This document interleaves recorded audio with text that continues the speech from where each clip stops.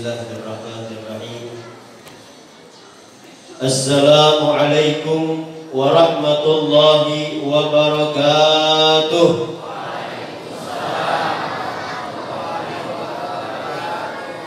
Hamdan li Rabbin khassana bi Muhammadin wa anqadhana min dhulmatil jahli wad dayajiri. Alhamdulillahi alladhi hadana bi'abdihi al-mukhtar man da'ana ilayhi bil idni wa qad nadana labbaika ya man dallana wa hadana. Allahumma salli wa sallim ala sayyidina Muhammad zainil wujud sahibil maqamil mahmud wa ma'dinil karami wal jud wa ala alihi wa sahbihi wa farrij kuruba ummati ya barru ya wadud. Amma ba'du.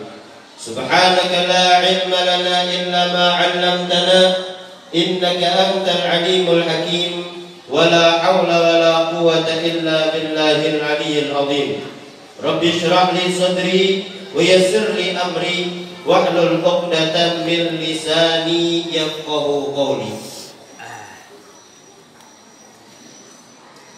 Yang ulun hormati serta ulun muliakan para habaib, para dzurriyyat baginda Rasulullah sallallahu alaihi wasallam, para hubabah, para syaraif dimanapun mereka berada, begitu juga guru-guru agama, para asatidah. Kita doakan guru-guru kita, ulama-ulama kita, semoga mereka semua diberikan kekuatan oleh Allah Subhanahu wa taala. Semoga guru-guru kita, wabil khusus guru-guru kita yang ada di tempat kita, Allah permudah segala urusan mereka. Semoga Allah menambahkan rezeki mereka, meluaskan rezeki mereka, memberikan keberkahan kepada kehidupan mereka. Dan semoga guru-guru kita dibantu oleh Allah Subhanahu wa taala dengan selalu istiqamah membimbing kita, mendekatkan diri kita kepada Allah Subhanahu wa taala. Amin ya rabbal alamin.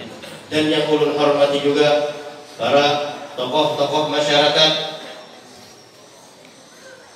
baik itu ketua RT, RW, camat dan yang lain sebagainya, dan aparat maupun sipil, hadirin dan hadirat semua.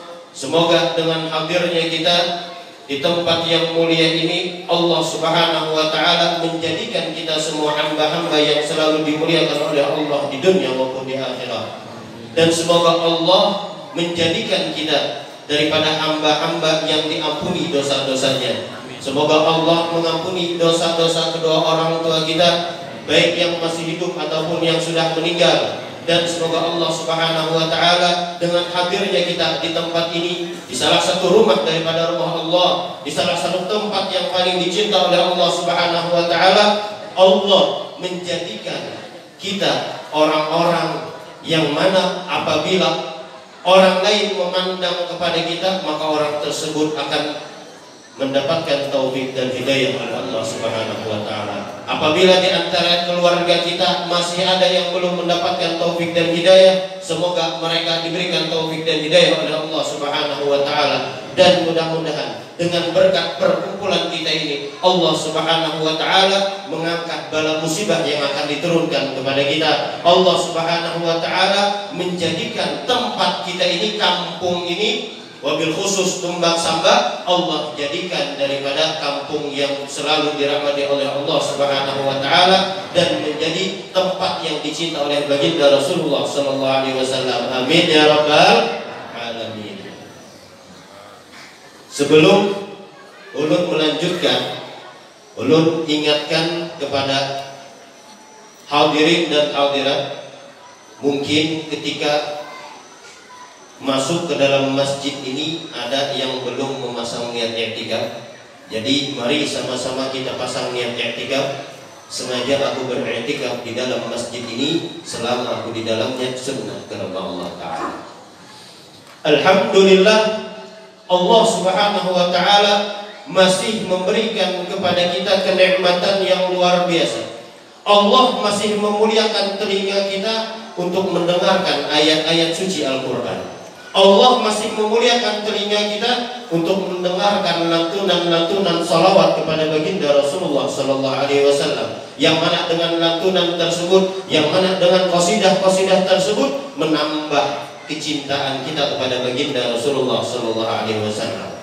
Dan Allah masih memuliakan mulut kita untuk mengucapkan salawat dan salam kepada baginda Rasulullah Sallallahu Alaihi Wasallam. Walaupun telinga kita, walaupun mulut kita, walaupun kita ini semua adalah pendosa, tapi Allah masih memilih kita sebagai hambanya untuk dimuliakan oleh Allah Subhanahu wa Ta'ala. Alhamdulillah. Ini sebujurnya orang ini agak minder. Kenapa jadi minder? Kalah lawan MC, kalah MC-nya lawan ayat-ayat Al-Quran sering sampaikan. Alhamdulillah, Allah Ta'ala mengumpulkan kita di tempat yang mulia, di salah satu rumah daripada rumah Allah Subhanahu wa Ta'ala. Dan juga Allah mengumpulkan kita di malam yang mulia.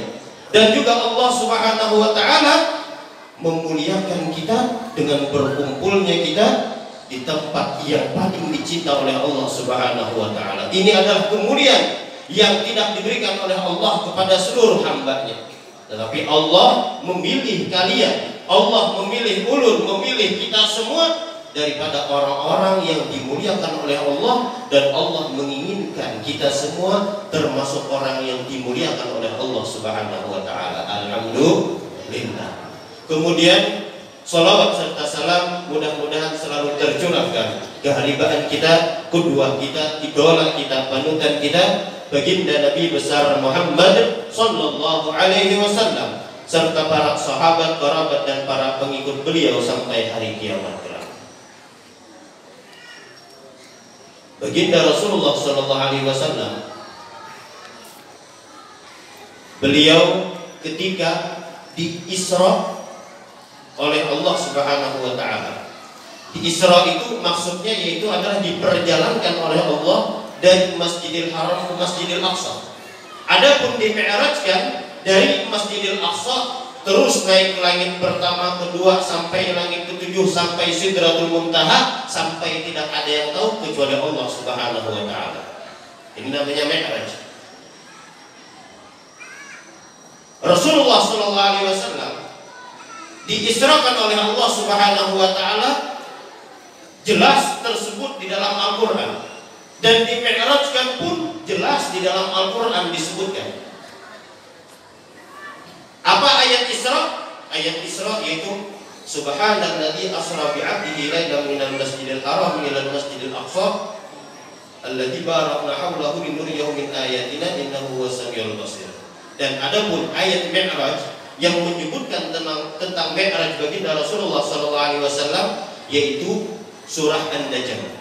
Yang baca surah An-Najm dari ayat 1 sampai ayat 10 itu menjelaskan bagaimana Rasulullah benar-benar di-mi'rajkan oleh Allah Subhanahu wa Ta'ala dengan ruh dan jasadnya. Baginda Rasulullah SAW diisrakan oleh Allah Subhanahu wa Ta'ala. Di dalam Al-Quran Allah berfirman, Subhanalladzi asra bi'abdihi lailan minal masjidil haram ilal masjidil aqsa al-ayat. Ini Allah sudah jelas Allah Subhanahu wa Ta'ala. Kalau kita mau memahami Al-Quran, kita baca Al-Quran, kita tadabburi Al-Quran, maka Allah memulai kalimat Subhan. Allah memulai firman-Nya dengan Subhan.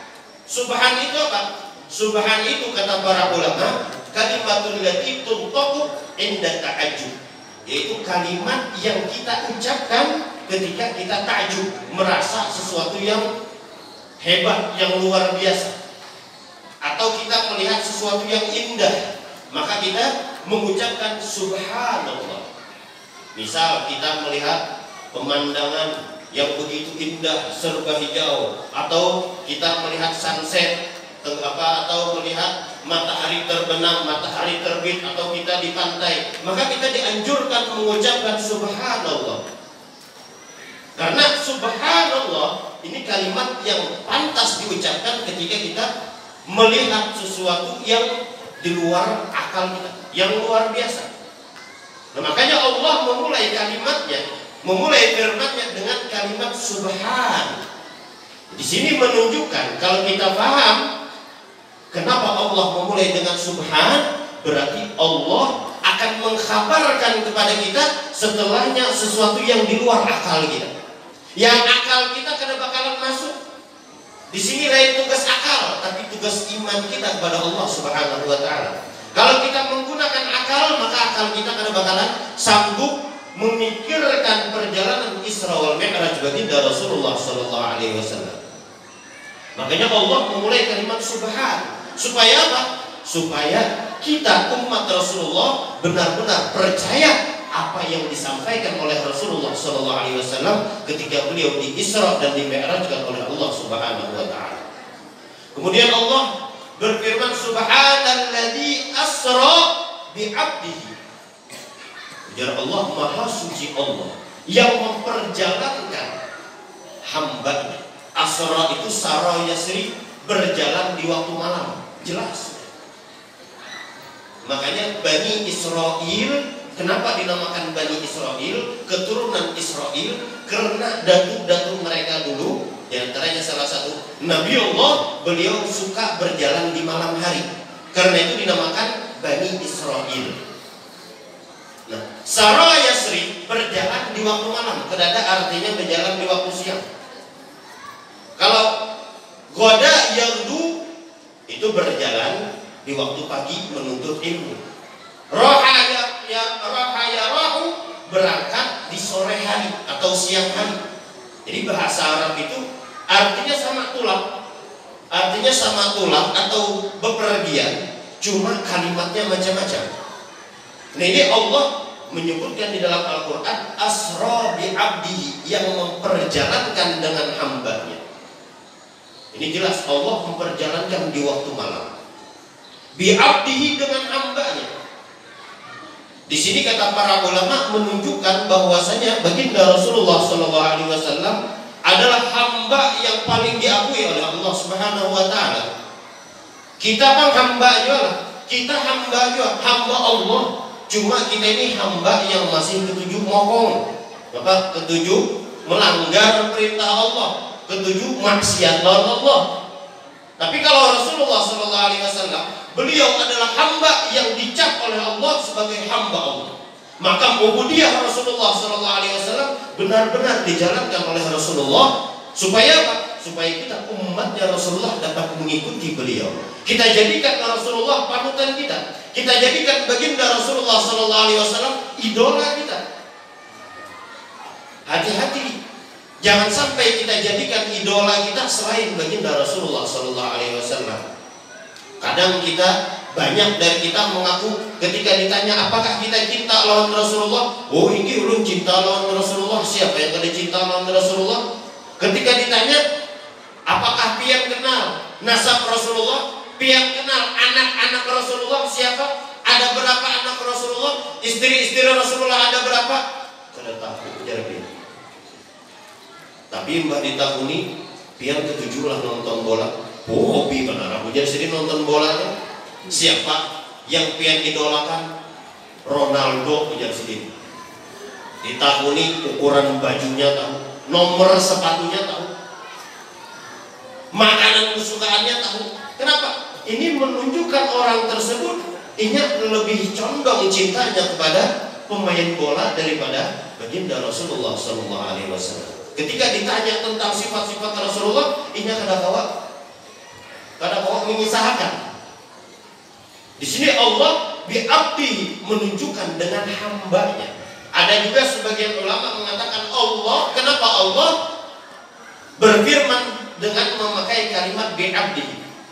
Ada yang mengatakan karena Allah sudah membentengi umat ini supaya jangan bersangka bahwasanya Rasulullah adalah Tuhan. Kenapa? Karena ketika orang tersebut yang mendengar keutamaan, kelebihan baginda Rasulullah SAW yang luar biasa, sehingga ia menganggap Rasulullah adalah Tuhan, seakan-akan Rasulullah Tuhan.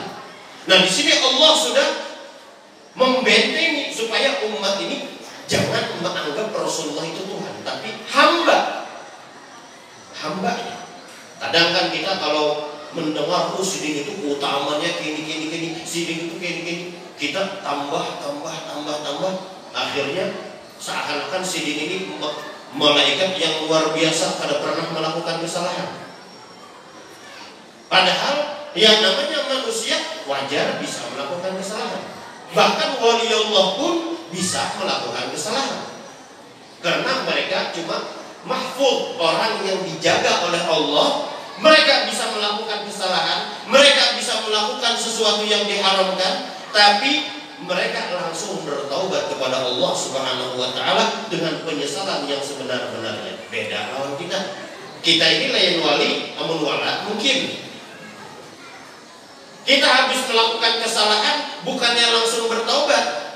Kita habis melakukan kesalahan, isuk diulang-ulang, isuknya diulang-ulang. Mbah lawas dikisahkan kolong lawan kawan, wah bahari kejar ketujuh munculkan jamu sidin. Aku bahari ketujuh mengintip sidin mandi. Bukan bahari aku ketujuh ini. Kesalahan dibanggakan. Ini kita. Tapi kalau para wali Allah Subhanahu wa taala, mereka mahfuz, dijaga oleh Allah. Ketika melakukan kesalahan langsung mendapat teguran dari Allah, mereka langsung bertaubat, langsung sini penyesalan. Ini namanya mahfuz. Nah, jadi kita ini hamba Allah juga. Benar kita hamba Allah, tapi hamba Allah yang ketujuh masih ketujuh mokong, masih koler beribadah lawan Allah, masih koler sembahyang, masih koler ibadah yang lainnya. Lailan.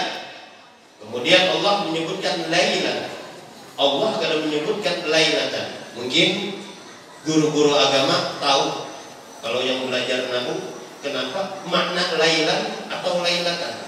Kalau lailatan itu artinya semalaman suntuk. Allah Ta'ala memperjalankan Rasulullah semalaman suntuk. Itu kalau lailatan. Tapi Allah menyebutkan di dalam Al-Quran lailan. Lailan artinya sedikit dari waktu malam. Sedikit dari waktu malam. Makanya diriwayatkan bahwasanya Rasulullah di Isra dan di Mi'rajkan oleh Allah Subhanahu wa taala, itu beliau berangkat dari tempat tidurnya, diisrakan dan di Mi'rajkan, kembali lagi masih panas tempat sidin berabah tadi, saking setumatnya. Bukan berarti perjalanannya itu setumat, perjalanannya panjang luar biasa. Itu perjalanan, kalau perjalanan biasa dari Mekah ke Masjidil Haram, dari Masjidil Haram ke Masjidil Aqsa, itu kalau naik onta itu perjalanan 30 sampai 40 hari. Kemudian naik lagi ke langit pertama berapa ribu kilometer, langit kedua, langit ketiga. Rasulullah naik sampai langit ketujuh, masuk ke dalam surga, masuk ke dalam neraka, melihat, menyaksikan siapa penduduk surga, apa amalia mereka, melihat apa-apa penduduk neraka dan amalia-amalia mereka, dilihat oleh Rasulullah, disaksikan semuanya. Kemudian Rasulullah sampai dinaikkan lagi Sidratul Muntaha, naik lagi di atas Sidratul Muntaha yang mana tidak ada mengetahuinya kecuali Allah Ta'ala, sampai Rasulullah berhadapan dengan zat Allah Subhanahu wa taala. Ini kerada yang tahu. Nah, ini perjalanan yang panjang. Ini anak minum zam-zam ini anak apa? Kabul pasti. Pasti kabul. Ini sabda Rasulullah SAW. Nah, setelah kemuliaan banyu Zam-Zam, setelah banyu surga hanya sungai Nil, banyu yang paling mulia. Kenapa? Karena di sungai Nil itu pernah dimandii oleh para nabi dan para rasul. Di antaranya Nabi Musa pernah mandi di sungai Nil.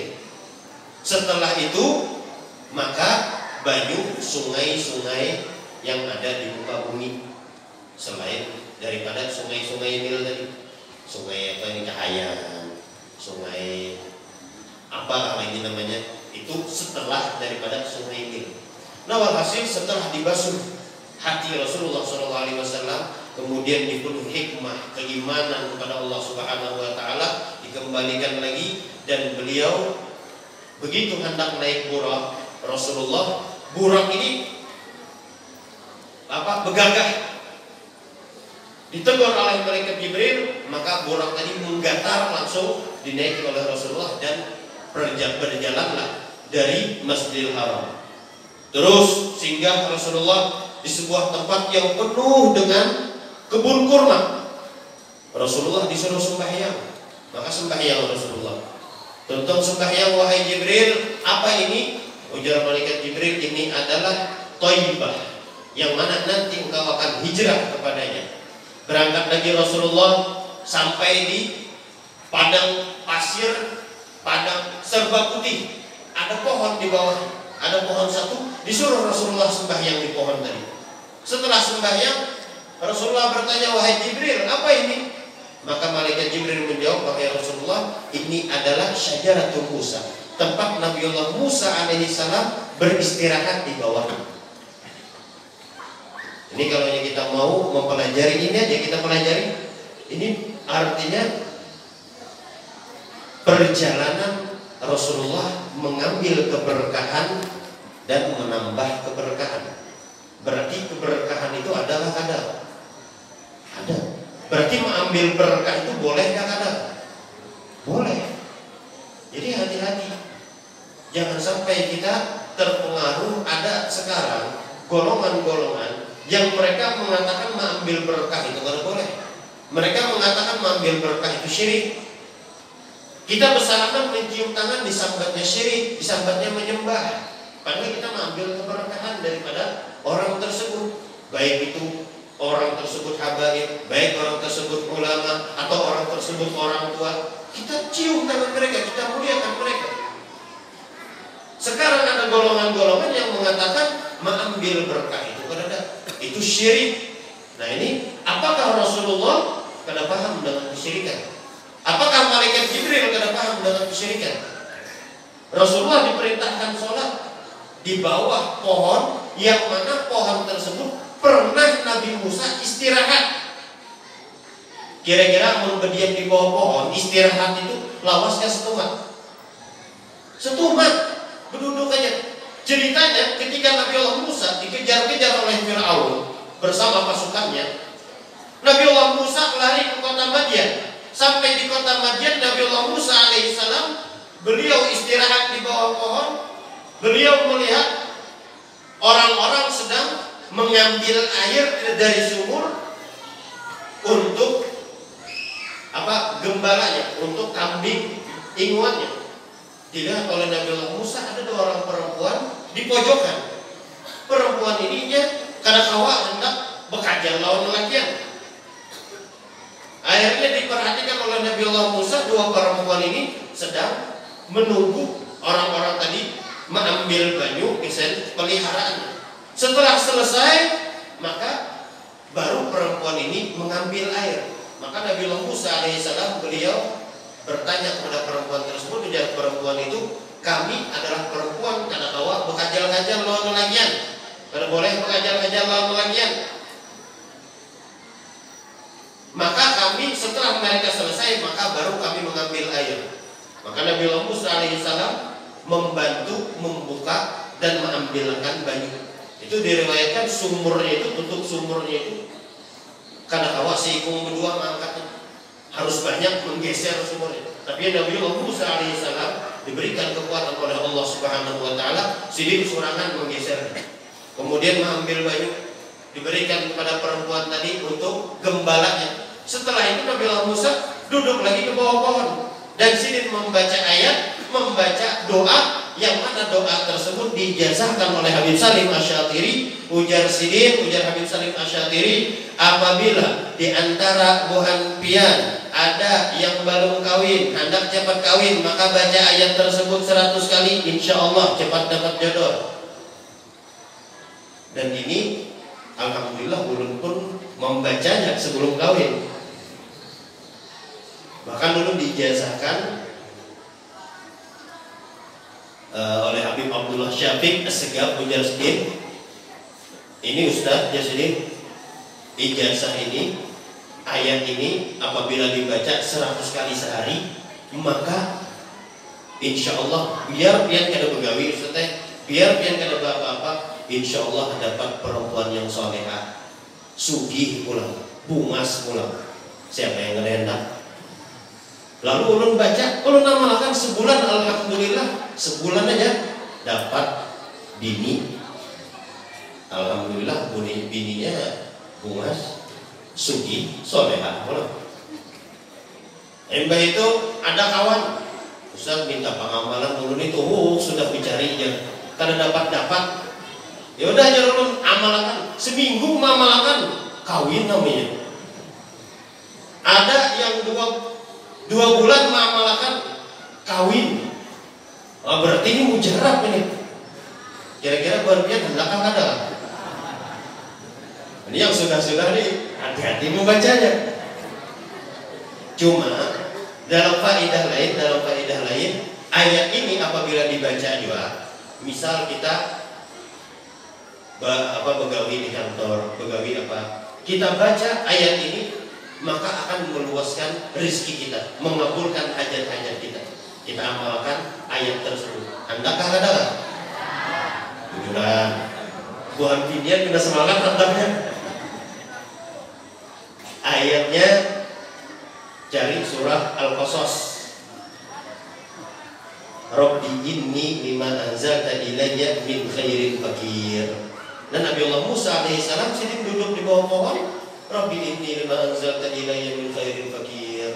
Setelah membaca ayat tersebut, maka datanglah perempuan tadi memanggil. Dan Nabi Allah Musa sidin karena dikejar oleh Fir'aun belum makan, kelaparan, dalam keadaan haus, sidin membaca Rabbi inni lima anzalta ilayya min khairin fakir. Datang perempuan yang dibantu tadi, wahai laki-laki, pian diundang abah ulun ke rumah, hendak diberikan hadiah. Yaudah, datang Nabi Allah Musa, dapat makan, kada cuma dapat makan, bahkan dapat bini dikawinkan. Ujar kalau mulai Nabi Allah Musa atau apa tadi? Rabbi inni lima anzalta ilayya min khairin fakir. Nah ini Syajaratul Musa. Ajar sampai Syajaratul Musa setengah 11 sudah kita. Belum lagi. Kemudian Rasulullah berangkat lagi sini sampai di sebuah bukit. Disuruh sembahyang Rasulullah. Sembahyang 2 rakaat. Setelah sembahyang, ujar Rasulullah, wahai Jibril, apa ini? Ini adalah kursi, tempat Nabi Allah Musa bermunajat kepada Allah Subhanahu wa taala. Nah, lihat, artinya tempat-tempat yang berberkah, ini kita disuruh mendatangi, disuruh kita mengambil keberkahannya. Tempat-tempat yang berberkah, masjid, tempat yang berberkah, tempat yang pernah ulama menuntut ilmu di dalamnya, ulama beribadah di dalamnya, para wali Allah beribadah di dalamnya. Itu tempat-tempat yang berberkah. Kita disuruh mendatangi kubur-kubur para wali. Kita datangi, ziarah ke kubur mereka. Bahkan disebutkan oleh salah satu ulama, ujar sidin, julusuka baina yadayil wali, duduknya engkau di hadapan wali Allah, baik wali tersebut masih hidup ataupun sudah meninggal. Kita duduk walaupun kahal bisa, seperti memerah susu stumat aja, atau seperti memecahin talut. Lawas ke stumat memecahin talut, jatuh buka stumat. Kita duduk di hadapan wali walaupun sebentar, itu khairun laka, lebih bagus daripada pian bapak beribadah sekalipun sampai patah-patah tulang pian beribadah jungkang-jungking sampai patah tulang, sampai tertatak-tatak awak. Kita duduk di hadapan para wali, baik yang sudah meninggal ataupun yang masih hidup, itu lebih afdal daripada kita beribadah sampai terpatah-patah tadi. Kenapa? Karena para wali Allah Subhanahu wa taala, mereka memiliki pandangan, yang mana pandangan tersebut apabila kita dipandang oleh mereka, maka kita akan menjadi orang yang beruntung. Karena sedikit cerita-cerita para wali-wali Allah Subhanahu wa taala, yang mana orang tersebut asalnya mul, preman. Orang itu preman, terkenal keganasannya, ditakuni oleh salah satu habib. Ujar habib ini, marabbuka, yang Allahu Rabbi. Embah giliran preman tadi takuni, "Man rabbuka?" Siapa Tuhan kamu? Apa yang biar bertahun preman siapa Tuhan kamu? Mati kau belum nih. Ada tahu Pak siapa kan Tuhan belum? Kenapa? Nah ini ya Habib. Lalu Habib ini membawa preman ini dihadapkan kepada ketiga turun Habib siapa namanya. Pokoknya beliau yang mengatakan pandangan para wali itu dapat mengangkat orang yang mu'ul biar kita bisa menjadi orang yang soleh. Dihadapkan kepada wali tersebut, Habib, wahai syekh, wahai guru, Habib, ini nah preman ini bib, orang ini bib, dasar mu'ul bujur bibay. Kenapa? Ditakuni marah bukannya kan tahu jawabannya bibay. Oh iya kan, ujar sidin, hai preman, hai laki-laki, ikam pandang aku di sini. Lihat ya, mulai ujung rambut sampai ujung batis, dilihatinya mulai ujung rambut sampai ujung batis. Apa aja sidin? Manusia aja ajarnya. Kan ada apa-apa sama aja. Nah, ini aja sidin aku lagi yang memandang ikan. Dipandang sidin mulai ujung rambut sampai ujung batis. Setelah itu bulik lagi. Bulik orang tadi. Setelah bulik kena beberapa saat datang pakaiannya subhanallah berubah. Yang asalnya preman berubah pakai gamis, pakai imamah, pakai syal. Assalamualaikum Habib. Waalaikumsalam. Bib, ulun minta tolong lawian. Kenapa? Kumpulkan orang-orang Bib. Kenapa? Ulun ada yang anak ulun penderkan. Kemudian Habib bisa-bisa nak mau pender, nak bergerak. Ini jadi yang berubah nih kenapa? Ujar sidin yang datang pertama lawan datang yang kedua ini sudah beda keadaannya, Bib. Sudah lain. Kemudian dikumpulkan oleh Habib tadi. Orang-orang setelah dikumpulkan, ujarnya siapa yang kena paham fikih, ada permasalahan fikih, takuni ulun. Siapa yang kena paham tafsir, takuni ulun. Siapa yang kena paham ilmu ini, takuni ulun. Ya Habib yang membawa. Bib, bujuran kan Bibnya ini. Bujuran ya Habib. Yang asalnya mu'ul menjadi alim. Jadi pandangan orang alim. Makanya kita tuh disuruh benar ziarah kepada orang-orang alim, ziarah kepada wali-wali Allah, baik wali tersebut sudah meninggal ataupun masih hidup. Kenapa? Karena tadi duduknya kita di hadapan para wali itu lebih bagus daripada kita beribadah sampai terpotong-potong, sampai patah-patah tulang. Karena Allah Ta'ala menurunkan ketika Allah memandang kepada hati walinya, dan ketika kita duduk tadi, ketika Allah memandang kita duduk lawan para wali tadi, kira-kira dapat pandangan nggak ada gitu? Kita dapat pandangan Allah Ta'ala. Makanya ya Rasulullah, siapa yang dipandang oleh Allah maka orang tersebut tidak akan celaka selama-lamanya. Ini Rasulullah diperjalankan sampai ke Bukit Tursina, tempat yang berberkah. Kalau bukit gunung yang lebih indah banyak. Tapi kenapa ditunjuk yang diperjalankan ke Tursina? Karena tempat tersebut tempat Nabiullah Musa bermunajat kepada Allah Ta'ala. Tempat berberkah. Kemudian Rasulullah berangkat lagi sampai akhirnya Rasulullah disuruh sembahyang di Baitul Lahem, tempat kelahiran Nabiullah Musa alaihissalam. Ini tempat-tempat berberkah. Jadi Isra wal Mi'raj ini perjalanan keberkahan. Bukti bahwasanya keberkahan itu ada dan kita disuruh mencari keberkahan. Ini yang pertama. Kemudian yang terakhir, langsung aja kita berucap. Jam 10:30 lewat. Yang terakhir, intisari daripada Isra wal Mi'raj yaitu adalah sembahyang 5 waktu. Sembahyang 5 waktu ini jangan kita anggap remeh, jangan kita anggap biasa.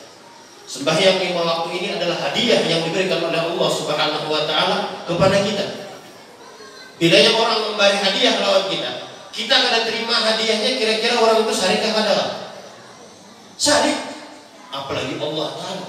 Allah memberikan hadiah kepada kita sembahyang 5 waktu, tapi kita kadang mau melakukan sembahyang 5 waktu tadi, Allah murka lawan kita. Bahkan Habib Muhammad bin Abdullah Al-Haddad, guru sekaligus mertua daripada Al-Habib Umar bin Muhammad bin Salim bin Hafid, ujar sendiri mengatakan, bapak-bapak, ibu-ibu, lebih baik pian mengingu anjing di rumah daripada pian mengingu orang kada sembahyang. Kenapa? Anjing itu bilanya di rumah, malaikat maut kada mau, malaikat rahmat kada mau masuk ke rumah yang ada di dalamnya anjing. Tapi ujar sendiri lebih parah lagi, kalau di dalam rumah kita ada anak, ada laki, ada bini, ada siapapun di rumah kita yang kada sembahyang 5 waktu, maka bukan malaikat rahmat yang kada mau turun, bahkan laknat Allah yang turun. Kira-kira hendak dapat laknatkah atau malaikat saja yang kada turun? Karena keduanya ujar kita, hendak malaikat rahmat masuk, hendak laknat Allah berjauh. Makanya anak-anak kita ajarkan mereka sholat, kita didik mereka sholat. Namun kawa itulah yang kawa. Nak sudah nggak sembahyang? Belum lagi baik, masih rami anu nak, masih rami main game. Ayo sembahyang sana. Enak dulu pak, baik kamu